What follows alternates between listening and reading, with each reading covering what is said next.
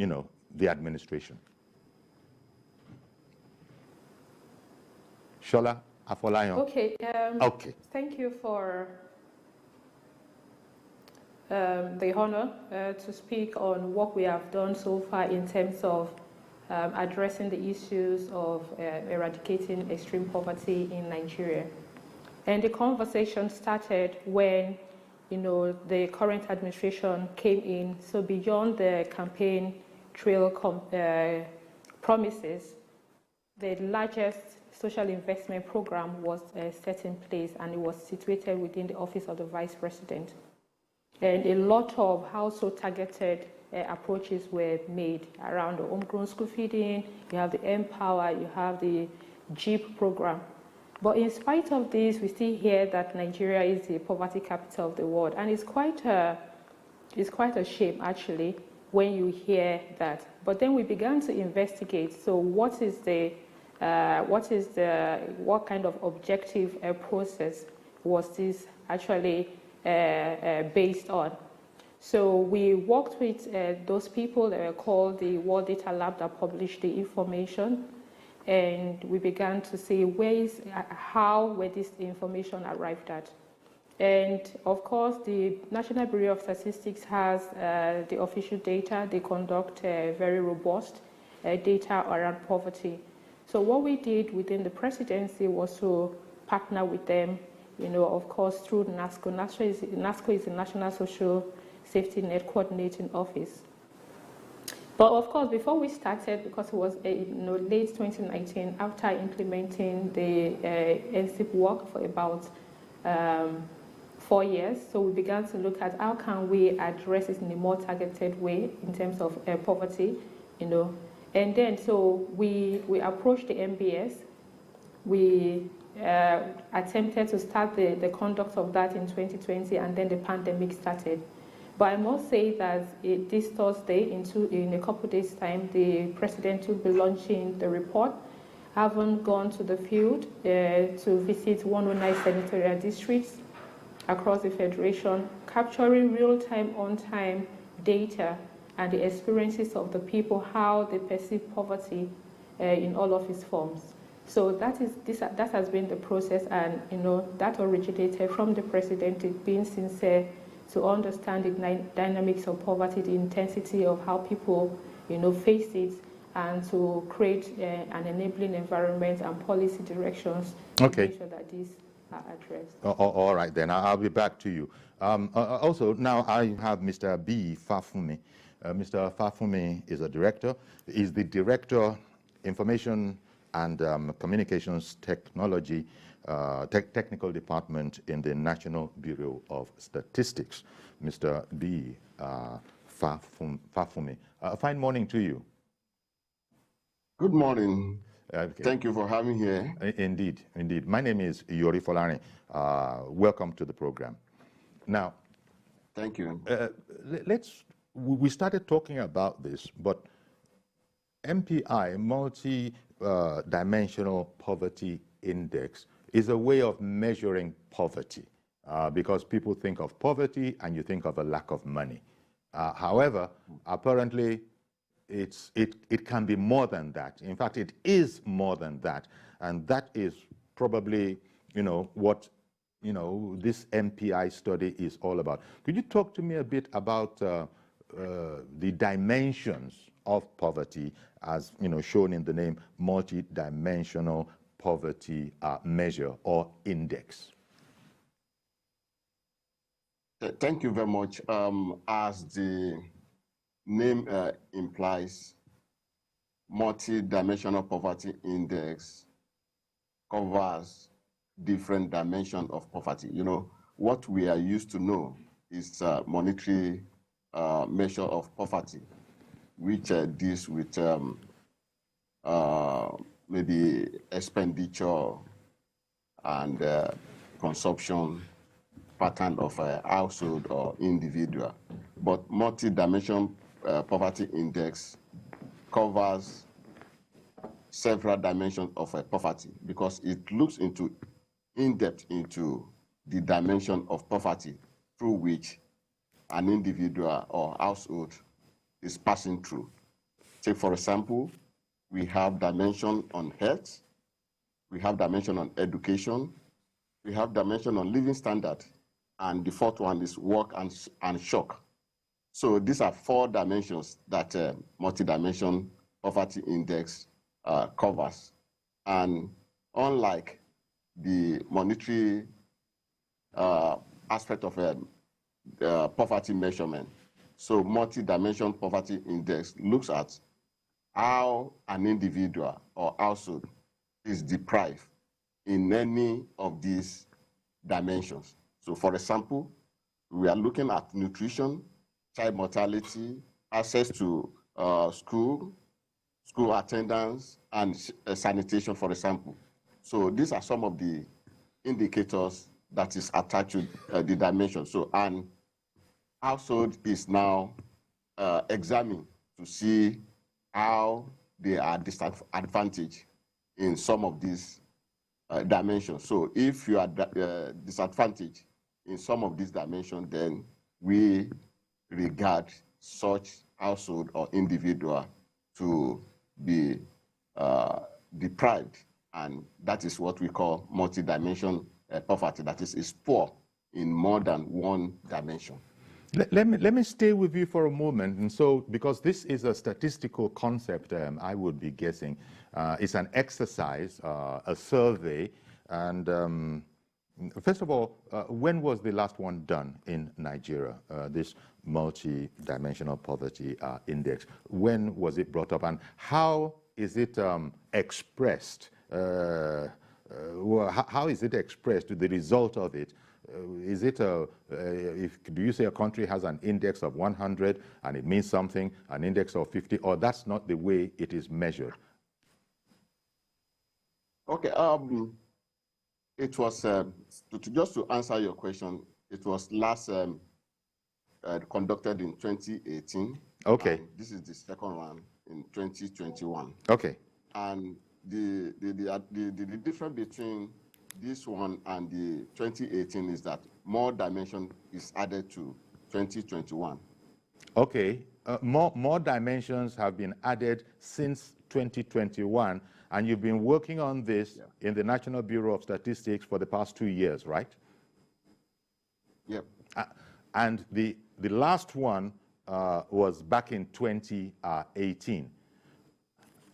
You've explained that the one that they released, it differs in the sense that a number of other indices were added. But as at the 2018 one, is there a way that we can just grab hold of something? For instance, if it was a census, you would say, we have determined that we have 250 million people in Nigeria. I mean, is there an easy way to summarize the result of a poverty index so that one can compare with what's going on perhaps in a neighboring country or in the West? Okay, as a National Statistics Office, the essence of our computing any indicator is for us to be able to compare it with other countries in the world. And that is why we always use the international standard best practice. And there is a fundamental principle of official statistics that we need to follow, and the methodology.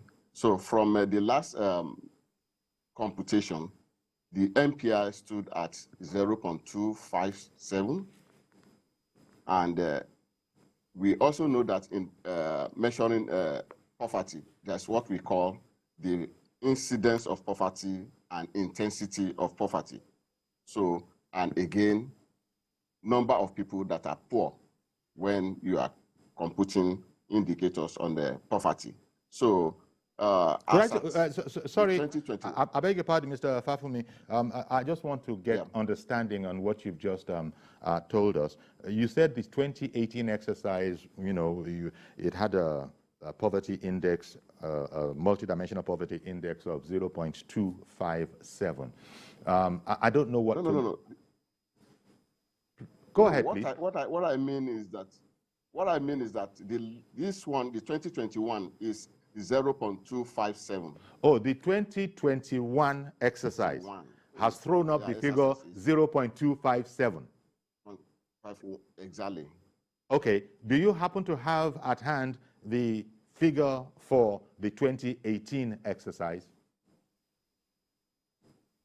Oh, I don't have it here, but okay. I think, yeah. Okay. Help me to understand what is that? What does this mean? That if a statistician, a professional, an economist, a data specialist were to hear that in for 2021, we're looking at 0.257, what does that mean? How bad is that? We're talking about poverty is why I'm saying how bad is that? What would be, what does 0.257 mean? Do you get me? I'm a layman here. I'm trying to... Yes, I understand you, which means 26%, approximately 26% of Nigeria are multidimensionally poor. That is the meaning. 26% of Nigerians are poor in a multidimensional way. Dimensional way, yeah. Oh, okay. And from what you've just explained, this, since I was looking at this subject matter on the internet, and as you have just explained, you've been measuring 3 dimensions of well-being: monetary poverty, education, and basic infrastructure. I think you also added one other one. So actually, if you say that is just 26% of Nigerians can be said to be, poor in more than one dimension, I don't know. I didn't think that was a very, very okay. bad What I mean is that you look at take for example health, education, as I mentioned, then living standard, and work and shock.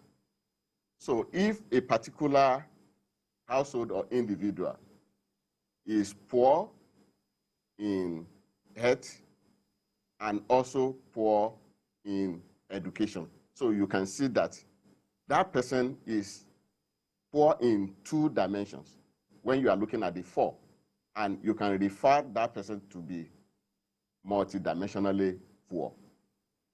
You understand now? Okay, yeah, because somebody who has just had the situation you've just explained to me, you said he might be poor in health and also poor in education, but he might be a millionaire.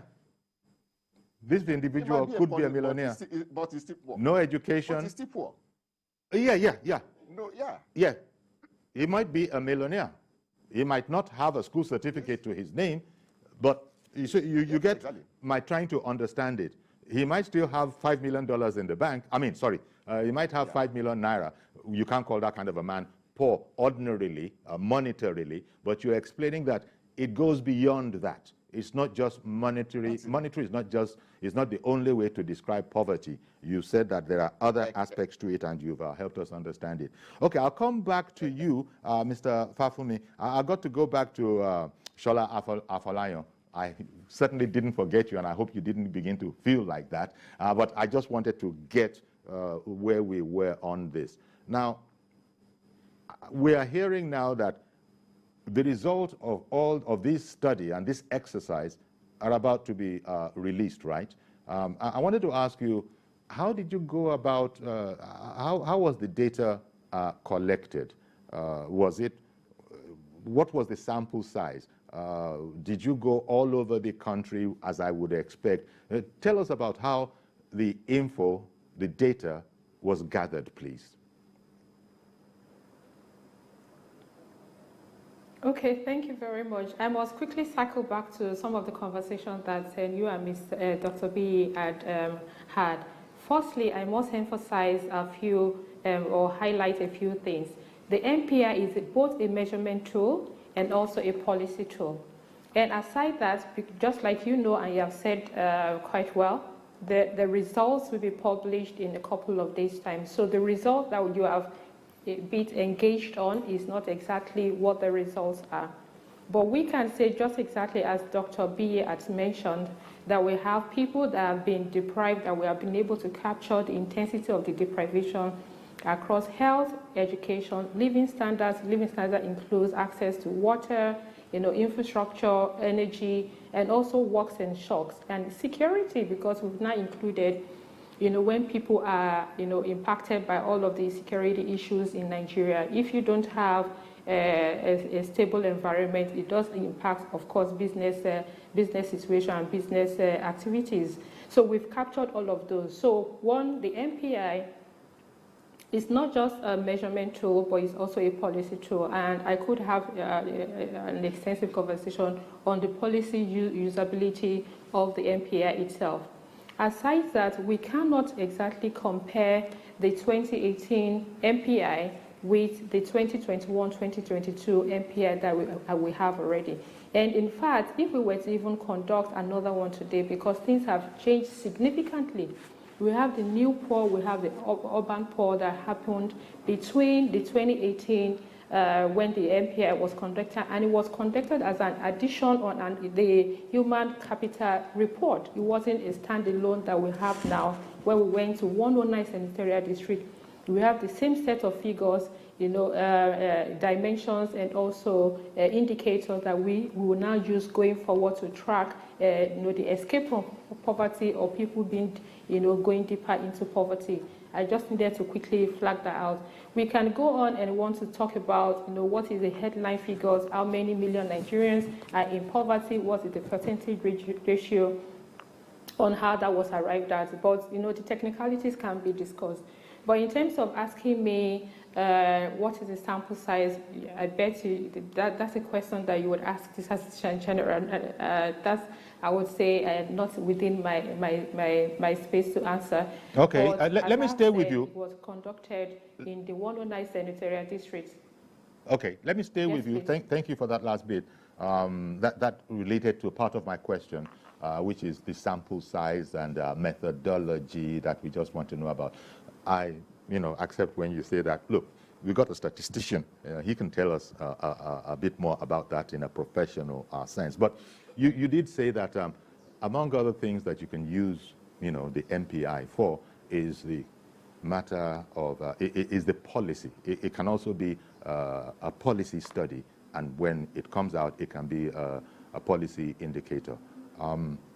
How would this interface with policy formulation?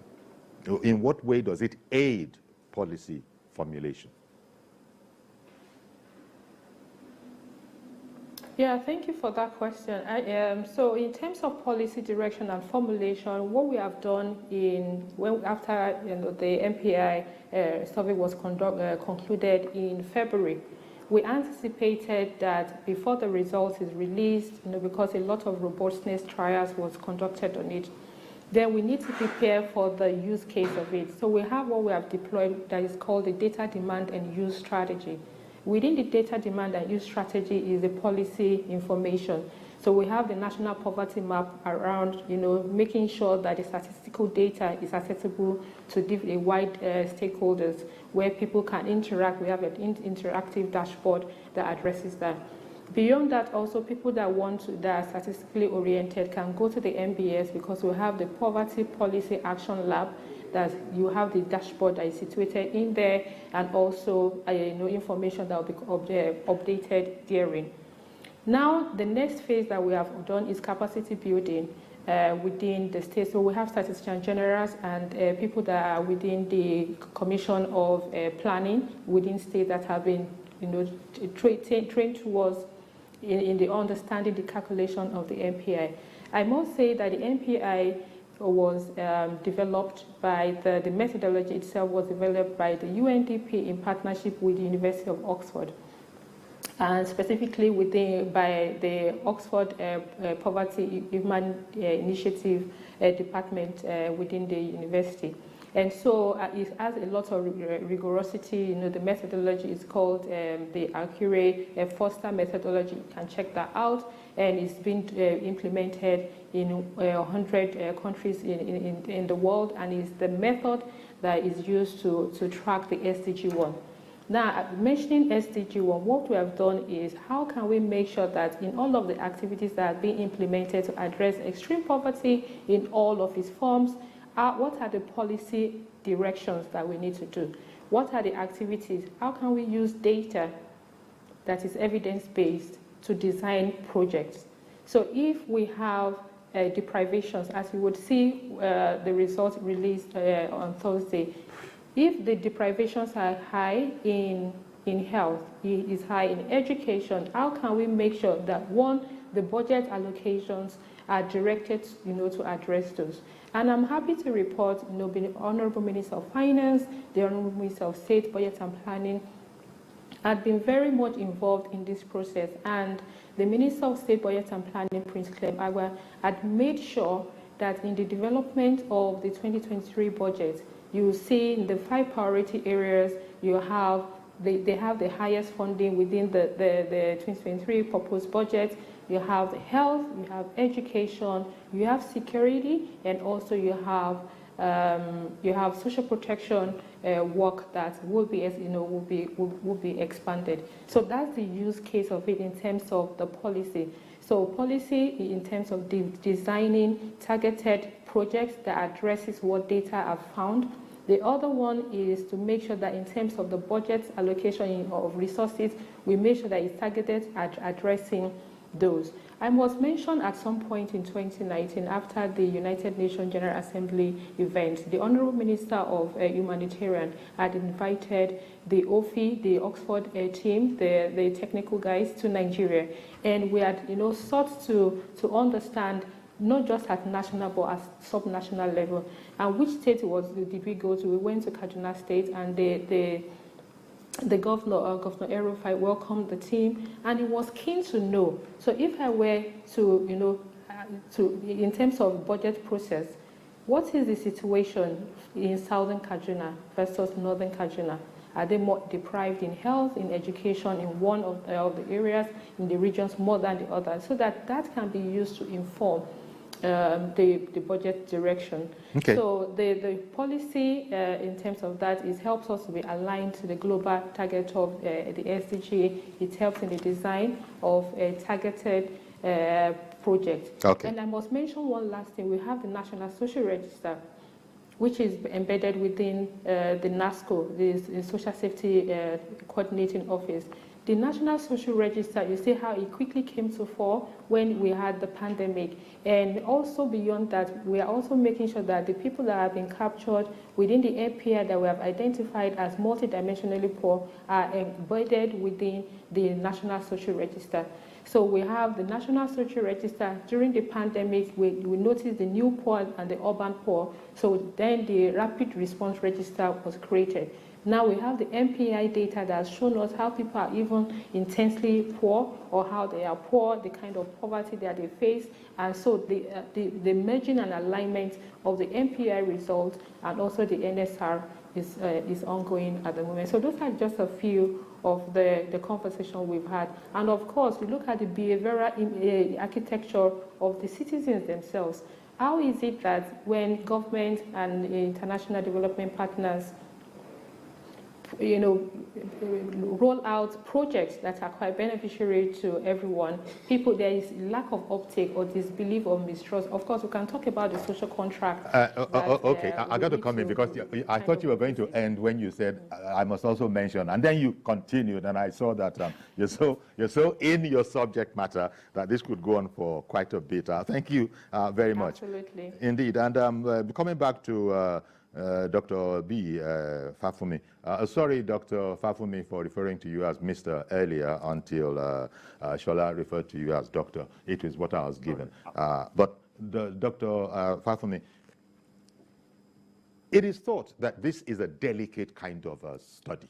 I don't know why, when I say delicate, you could also use the word sensitive, because maybe the subject matter that we're dealing with, it's not exactly what people aspire to. Yet here you are, you have to study it and come up with what we are talking about right now, a graphic representation of the multidimensional poverty in a country, in this case, in our country. How difficult or challenging, or indeed easy, was this particular exercise? As I said, I hear that you've been working on this for the past 2 years. So how challenging has it been? Or is it really in the ordinary run-of-the-mill of statistical operations? Okay, thank you very much. But before I answer that question, let me go back to the question that was thrown to Shola. And again, please, point of correction, I'm not doctor, I'm Mr. B. I'm sorry. So I took her correction without double checking it. My bad. Yes. Okay, so it's B. Fafumi. So, okay. B. Fafumi. So, Shola, I hope you heard that. Please continue. The issue of sample size and sample design. Yes. So the sample was designed to be representative enough because it covers the entire 109 senatorial districts in the country, and this is also taking into consideration of all the 36 states and the FCT.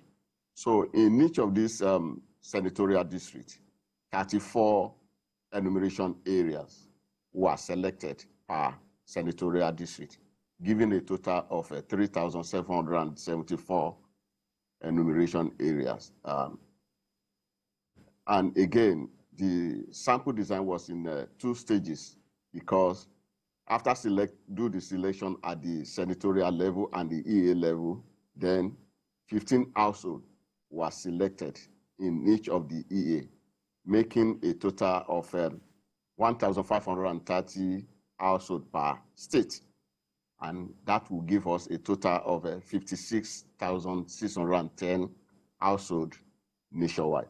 So you can see that the coverage is very, very big enough, and it's one of our biggest sample size that it is. The only problem I, as an individual, still have, though, is wrapping my mind around the 0.257 figure that you gave earlier. It's not as easy as if we're talking about census, which is another statistical kind of an exercise. You come up with a figure like 32 million.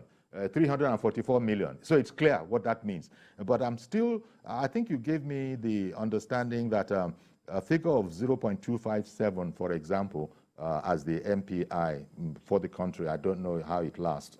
You gave me to understand that what this means is that you know there is a difference between the poverty index and poverty incidence.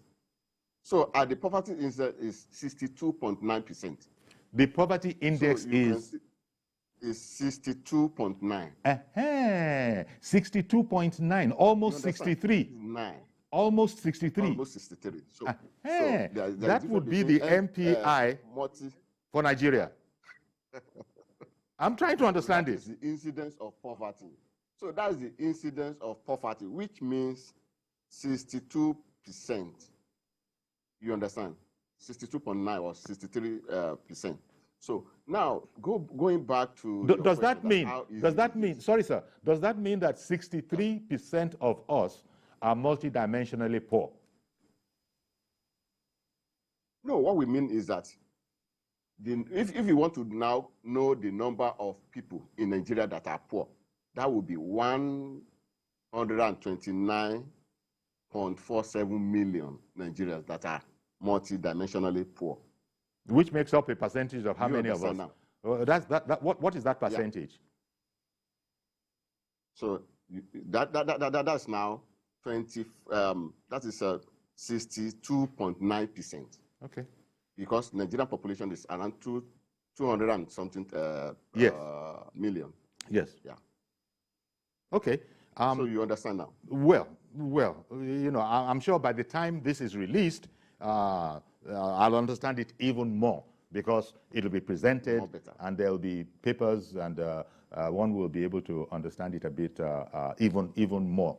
But thank you very much for your efforts in trying to get me to understand it. But looking at, I asked you, you know, how sensitive or not it is, because people seem to have that notion. Is it because it's presenting unglamorous statistics? Is that why?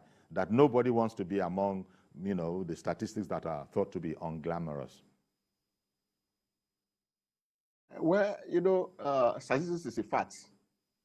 And people are running away from facts. And that is the difference between MBS and any, we can't run away from the fact. That is the situation on ground. And it's what we receive from the household, or even if it is establishment, that we analyze and give to the country. And at times, when we release the data, some people will say, oh, MBS, you are doing well. To the other side, they might say that, oh, MBS, upon all what we are doing, you are still releasing this type of data. So it's both sides. So some see it as, yes, this is the situation. Some see it as, oh, it is what it is. Yeah, it is what it is. You know. Okay. Coming back to you, Shola, would you let me take your comment on this aspect of it? If you want, you see, I think one of the good book says the poor we will always have with us. So throughout the history of mankind, there has also always been poverty, but you guys are now being more scientific about it. So you're now talking about a multi-dimensional poverty index. But relate to that whole matter about, you know, people, how sensitive it is. It's like, when you say Nigeria is 250 million, I can say, yeah, you know, and I'm one of those. I'm one of that 250-something million. But when you bring up things like not just poverty, but the multiple dimensional aspect of poverty, and you come up with a figure, you know, I wouldn't be surprised if not too many people wanted to raise their hand and say, yeah, for this side of our country, I'm one of them. You know, so is it difficult? Do you think, is it psychologically difficult?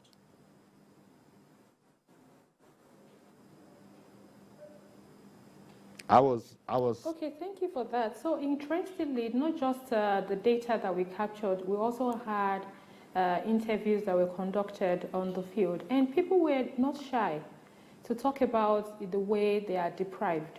You know, for the first time, we're looking at, you know, measuring, making people, even they themselves, understand that they are poor if you are deprived in, you know, for instance, within health indicator, we have a question that we ask them. What is the distance between your house and the nearest community healthcare center or hospital? And they are willing to say, because, you know, people don't want to be identified or stigmatized. However, they are willing to say, oh, this is what it is. And so it wasn't difficult at all. Okay, to I can understand. And tell us the kind of poverty. Yeah. Well, I can understand when you put it like that, people weren't shy to tell you some of the answers to these basic statistical questions. How far away from, you know, a community health center are you? But because we're talking about education, well, monetary policy number one, you know, even though you guys are explaining that it goes beyond that. But you think of poverty, you think of a lack of money. But you're saying beyond that, it also could be a lack of, because we're talking about dimensions of well-being, of which money is just one, as you've explained. So you seem to be giving me to understand, Shola, that people were quite comfortable talking about whatever their truth is. You know, whatever their truth is, you know, it appears to me that it will be hard for you to understand what we're talking about, thinking about maybe embarrassment of people not wanting. No, people are actively contributing to this. I understand. Is that what you're saying? Okay. Can you hear me, Shola? Yeah, so if, I'm not sure I did hear you, it's not so clear. But if I were just to buttress my earlier point, for instance, there are those that are living in riverine area that we did interview, and they've not seen electricity in the past 13 years. Even though when we asked them in terms of food and nutritious food, they did score high. But in terms of electricity, you know, so they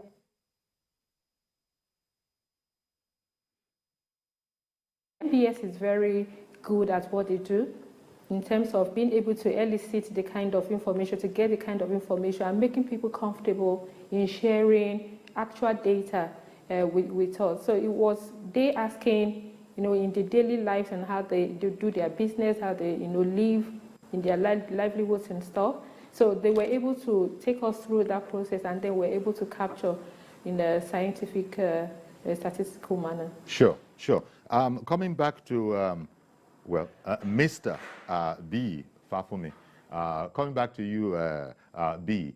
The whole question, does it mean that when the results of your work in the past couple of years is released, I shall be able to grab hold of the document and say that, let me find out the poorest state in Nigeria, for instance, and who is the second most poor, and who is the least poor. I know that might not be your original, your most important intention of it. It's probably more for, policy, developmental issues.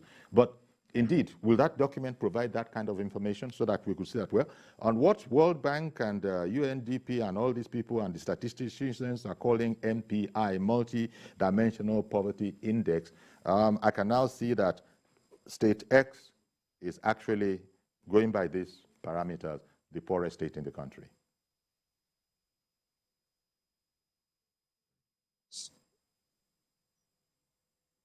Yeah. Hello? Yes.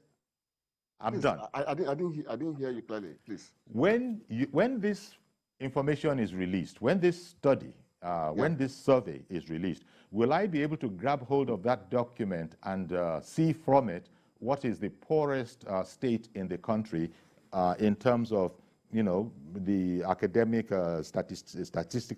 properly statistical nomenclature of multi-dimensional poverty index? Will I be able to see the country, the state that has the biggest case of that, and the state that has the least indication of that? Yeah, I think part of our NBS data production process is dissemination. We don't take that lightly, and that is why we have a data dissemination policy whereby we release not only the aggregated data that you can even see state by state or senatorial district by senatorial district, but we also disseminate the micro-level data. And if you remember, Sola also mentioned that part of the launching on Thursday is the poverty lab in NBS, where people can access the result of this survey, and you can also do some analysis or comparison of your own, even in maps, so that you can look at state A versus state B and see how each of the states is faring in terms of multidimensional poverty, and even other data available that's related to poverty in Nigeria. That's going to be very, very interesting. I'm afraid we've run out of time now, but I want to thank you very much, Mr. B. Fafumi, Director, Information and Communications Technology Department at the study. Yes, as the launching is on, the result will be uploaded into NBS web portal, and people can have access to it. And that's very soon, very, very shortly. This week? That is Thursday. Thursday this week. Okay, then.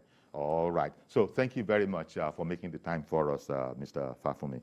And also to thank you, Shola Afolayan, National Coordinator, MPI.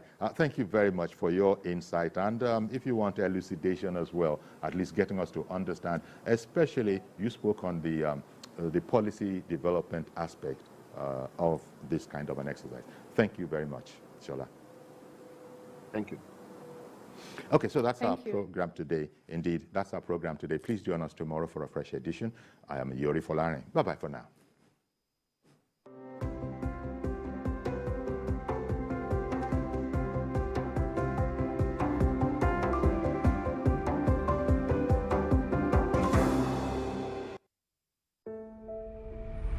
Asiwaju Bola Ahmed Tinubu is the presidential candidate of the ruling All Progressives Congress (APC) in the coming 2023 elections in Nigeria. With a solid background in corporate accounting, consultancy, pro-democracy activism, political career and achievements as a two-term governor of Lagos State and his role as the national leader of the ruling political party, Asiwaju is a great icon in the political and democratic stage in Nigeria. However, with the unethical activities of his political opponents and recent campaign of calumny by these elements, it is now time to set the record straight and put a final end to these false allegations. This is a true story for all Nigerians to know that Asiwaju Bola Ahmed Tinubu clearly has no prior criminal convictions.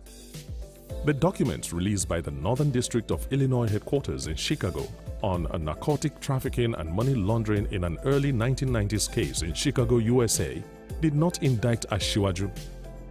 A U.S. federal judge subsequently dismissed the matter with prejudice on the 21st of September 1993, which effectively foreclosed the matter from being litigated again by all parties. In legal terms, a dismissal with prejudice means the ruling is the final judgment in the case. This dismissal prohibits the prosecutor from refiling the charges anywhere. With this foreclosure, these charges cannot be brought against Asiwaju in any other court of law worldwide. On the 4th of February 2003, the U.S. Embassy in Nigeria, in response to inquiries by Nigerian police force, wrote a letter to the then Inspector General Mr. Tafa Balogun and stated that the Federal Bureau of Investigation (FBI) and the National Crime Information Center (NCIC) had conducted record checks and the results were negative for any criminal arrest records, warrants or warrants for Bola Ahmed Tinubu. With the U.S. clearance of any criminality, this campaign of calumny against Asiwaju has no basis. The recent visit of the U.S. government officials to Asiwaju's presidential campaign office in Abuja, amongst other countries' ambassadors, further consolidates this position of truth. Let's end this distraction to Nigeria's democratic future and focus on supporting the only man whose track records clearly show that he is the most experienced and qualified man to lead Nigeria in 2023. It should not be surprising that Asiwaju is the target of all these insults, abuses and campaign of calumny because he is the man to beat. He is a main contender for the Nigerian presidency because he stands head and shoulders far above any other contender. And because of his political success, his track record of achievements, his acknowledged vision, his remarkable knowledge and his unparalleled courage, he becomes the object of envy and jealousy by perennial political failures and fraudulent interlopers in the Nigerian political space. But Asiwaju, by the grace of God and the well wishes of the vast majority of Nigerians, remains unstoppable. He is fully committed to the renewed hope of Nigerians for a greater nation. Vote wisely. Vote for Asiwaju Bola Ahmed Tinubu as president in the 2023 elections.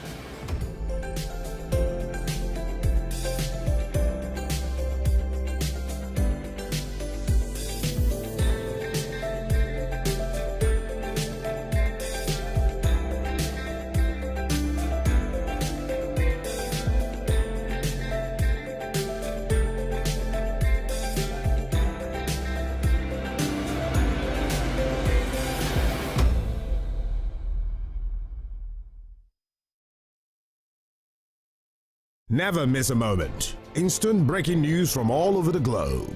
Live streaming of your favorite programs delivered directly to you. Watch anytime from anywhere on your mobile or smart devices. Download the TVC News app today. Available on Google Play and Apple Store. Keep up with innovative, revealing, and groundbreaking happenings in the world of brands and brand builders in Nigeria and across the globe. Mingle with people and brands that make the cut and the personalities that keep reinventing the trends and traditions in the marketing world. All are exciting one-stop shop for marketing vibes. Marketing Edge on TV. You are always right on time with the right people and movers and shakers of the world of marketing as they share their views and ideas on the business and challenges of advertising, corporate affairs, media strategy, and the unfolding exciting world of digital marketing. Join the trendsetters and key decision makers as they shape opinions and project into the future of the marketing landscape for 30 exhilarating minutes on this channel.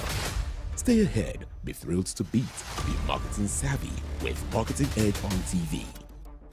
Marketing Edge on TV, promoting the bright idea.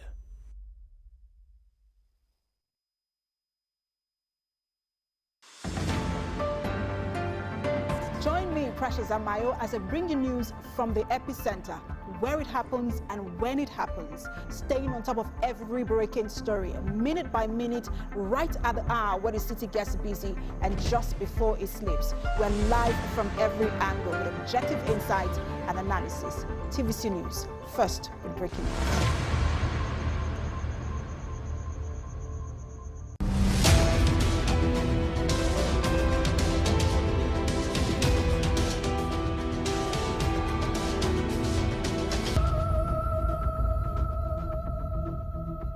We don't suffer for this Lagos.